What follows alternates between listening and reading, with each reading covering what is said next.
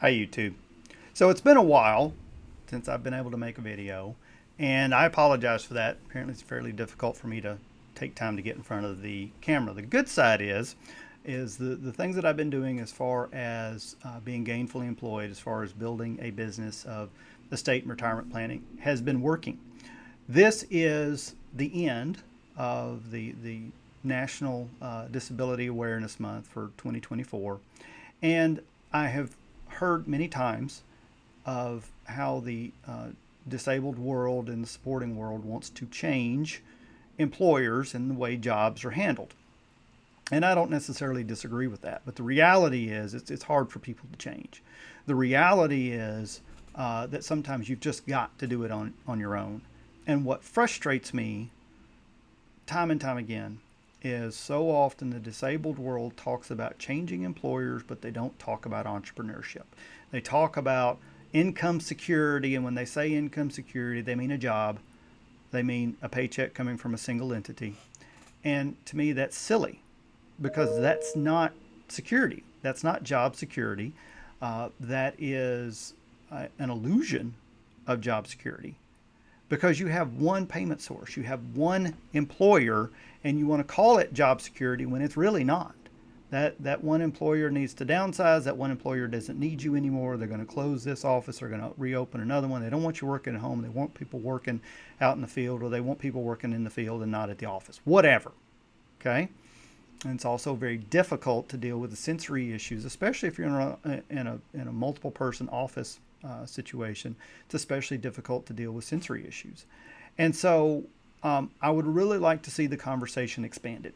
I would really like to see the conversation expanded to embrace entrepreneurship, to embrace what I've had to learn to do, what I've been doing since 2008, long before I was officially diagnosed. But what we can do with entrepreneurship, especially in any developed world, in any developed economy, is create multiple streams of income, not just one. And it takes understanding yourself. It takes understanding what you work well with, what scenarios you work well in, and which ones you don't. It's a matter of figuring out is a situation to where you can find something that you can be very effective at selling or consulting. Is it something that you can teach? Is it something that you can produce?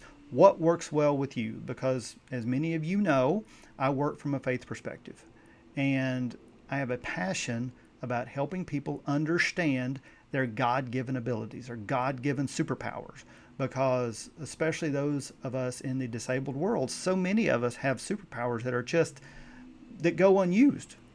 Either we haven't figured out how they work, we haven't figured out how they fit within the rest of the world. But sometimes it takes a matter of learning what the rest of the world, especially what the neurotypical world, will pay you to do. There's things that they don't want to do, and so many of us are very good at them, but that goes untapped. And it may be you may have to make some changes. Now, I'm not talking about masking. That's the first thing I hear often is about masking. I'm not talking about masking. I am talking about learning to work well with others in certain circumstances. I am talking about making yourself more presentable to the rest of the world. I am talking about learning what it takes to run a business, what it takes to be an entrepreneur, what it takes to be a professional. But I'm not talking about masking. I'm not talking about changing who you are, because quite the contrary, I'm talking about working from a very authentic perspective. Many of my clients know that I have an autism diagnosis. No one's left because of it.